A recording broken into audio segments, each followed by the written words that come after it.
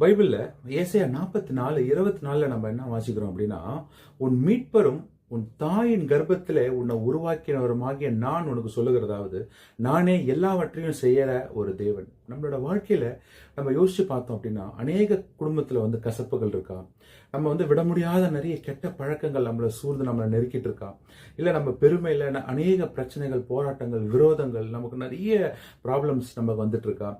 இதெல்லாம் அசாத்தியமான காரியங்கள் நம்ம சில நேரத்தில் நம்ம நினைச்சிட்டு இருக்கோம். ஆனால் அசாத்தியமான காரியங்களை கூட என்ன பண்ண முடியும்னா, God can make work all things together. He can make all things. இந்த வசனம் நமக்கு என்ன சொல்லுதுன்னா, எல்லாவற்றையும் செய்கிற ஒரு தேவன். நம்மளால முடியாது நம்ம நினைக்கிற எல்லா காரியத்தை கூட அவர் நமக்காக செஞ்சு இங்க முடிக்கிறாரு. ஏன் அப்படி செய்யறாரு அப்படின்னு யோசிச்சோன்னா, he is the maker. நம்மளோட மேக்கர். நான் உன்னை தாயின் கர்ப்பத்துல உன்னை உருவாக்குனேன் அப்படின்னு சொல்லிட்டு இந்த வசனத்துல ஆண்டவர் நமக்கு சொல்றாரு.